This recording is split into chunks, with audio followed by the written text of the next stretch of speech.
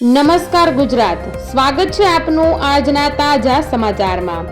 ખેડૂત મિત્રો, શું તમે જાણો છો કે સરકાર દ્વારા કઈ નવી સબસિડી જાહેર કરવામાં આવી છે?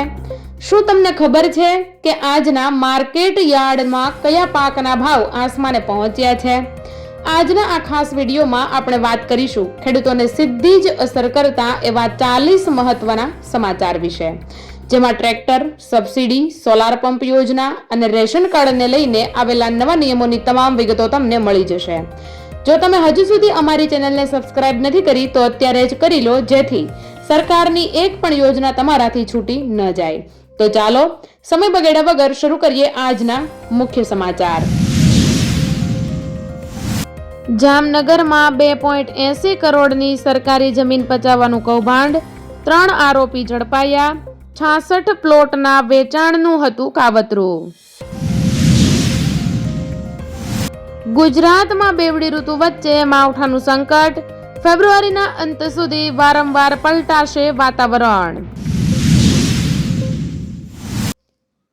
ગઢકાની વારસાઈ જમીનમાં મોટા ભાઈને ભાગ નહીં આપી નાના ભાઈએ છેતરપિંડી આચરી।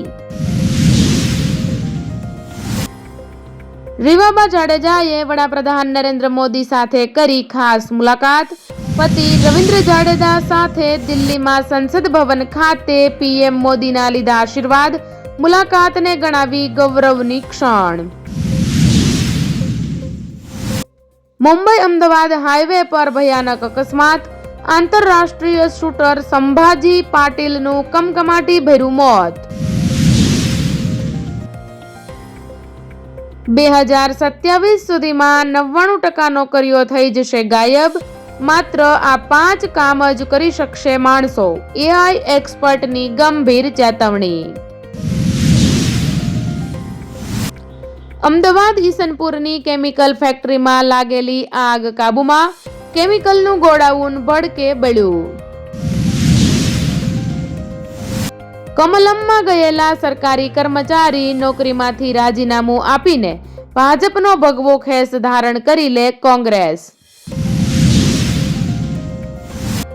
આગામી દસકો ગોલ્ડ જેવો રહેશે, જે ચૂક્યા એ ગાડી ચૂકશે, આવું કહીને હર્ષ સંઘવીએ ગુજરાતીઓને આપ્યા મોટા સંકેત। સુરતમાં એક જ પરિવારના 3 સભ્યોએ જીવન ટૂંકાવ્યું, પતિ, પત્ની અને પુત્રએ ઝેરી દવા પી લીધી। ખેડૂતોના હિતમાં રાજ્ય સરકારનો મોટો નિર્ણય, રાજ્યની 9 એપીએમસીમાં ટૂંક સમયમાં યોજાશે ચૂંટણી।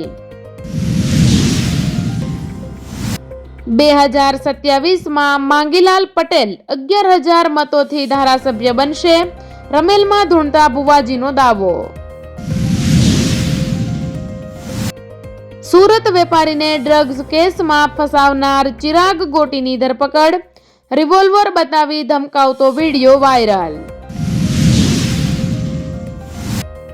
રાજકોટમાં સોના ચાંદીના કારીગરોની હાલત દયનીય, રત્ન કલાકારો જેવું પેકેજ આપવા સુવર્ણકારોની માંગ। સરકારી જમીન 2.80 કરોડમાં વેચી મારવાનો મામલો, ડીવાયએસપીએ કર્યું સ્થળ પંચનામું। ઈસનપુરમાં કેમિકલ ફેક્ટરીમાં લાગી વિકરાળ આગ, ફાયર વિભાગની 8 ગાડી ઘટના સ્થળે। વિધવા સહાય માટે પોસ્ટ ઓફિસના બચત ખાતાને સરકારી બેંકમાં ટ્રાન્સફર કરવા તાકીદ। અંબાજી મંદિરના અધિક કલેક્ટર પર જીવલેણ હુમલો, ઓફિસમાં ગળું દબાવી જાનથી મારી નાખવાનો પ્રયાસ। મેઘરજના કંભરોડા ગામે 46 વર્ષીય ખેડૂત કૂવામાં પડી જતા મોત, મોટર ચાલુ કરવા ગયા ત્યારે પગ લપસી પડતા બની આ ગંભીર ઘટના। ગુજરાતમાં 20 એપ્રિલથી વસ્તી ગણતરી શરૂ, 33 સવાલો પૂછવામાં આવશે। ગુજરાત સરકારનો મહત્વનો નિર્ણય, 8 વર્ષ પછી મહેસૂલ વસૂલાતની સત્તા પંચાયત વિભાગને સોંપવામાં આવી। ઇસ્કોન બ્રિજ અકસ્માત કેસમાં કુલ 7 સાક્ષીઓએ જુબાની આપી. કાર સ્પીડમાં હોવાનું જણાવ્યું. નિવૃત્ત પોસ્ટ અધિકારીને સોલાર હોવા છતાં ખોટા બિલ બનાવતું PGVCL.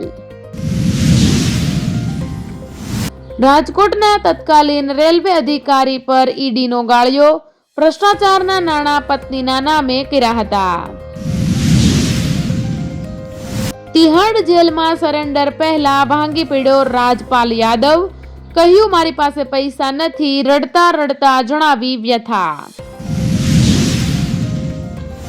અઠવા લાઇન્સમાં રહેણાંક વિસ્તારમાં ચાલતા કૂટણખાના પર પોલીસનો દરોડો. 2 સંચાલક અને 4 ગ્રાહકો ઝડપાયા. જિલ્લા પંચાયતના કારોબારી ચેરમેન પર હુમલાનો પ્રયાસ. વર્ગ 3ના કર્મચારીની દાદાગીરી સામે. 2027 પછી હર્ષ સંઘવી ક્યાં હશે? નાયબ મુખ્યમંત્રીએ રાજકારણના પત્તા ખોલી દીધા. કણકોટના અફતને છોડવા અપહરણકારોએ ખંડણી માંગી. પોલીસ પહોંચતા યુવકને છરી ઝીકી દીધી. પીએમ મોદી પર હુમલાનો ભય.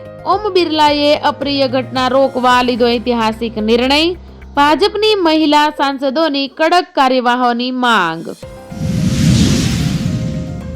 સુરેન્દ્રનગર વાલેવડાની ઘટનામાં વિવાદિત 4 પોલીસ કર્મીઓની બદલી. ઠાકોર સમાજના આગેવાનીની અંદર રજૂઆત બાદ નિર્ણય.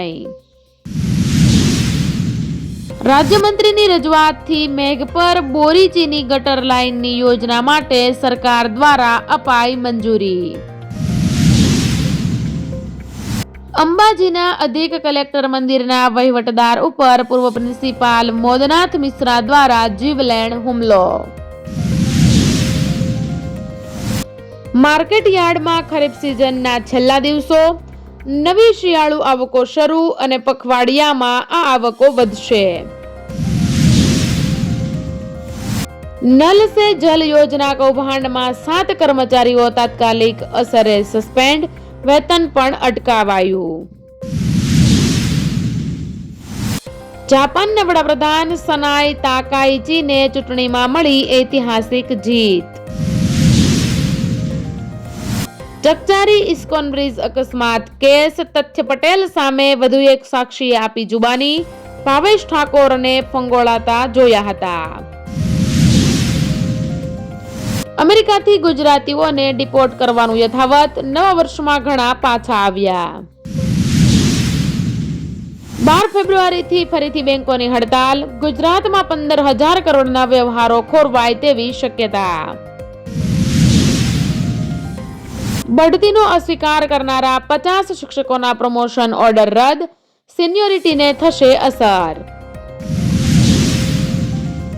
સુરતની 46 પોસ્ટ ઓફિસોમાં આધાર કાર્ડ સેવાઓ કરાવાય કાર્યરત.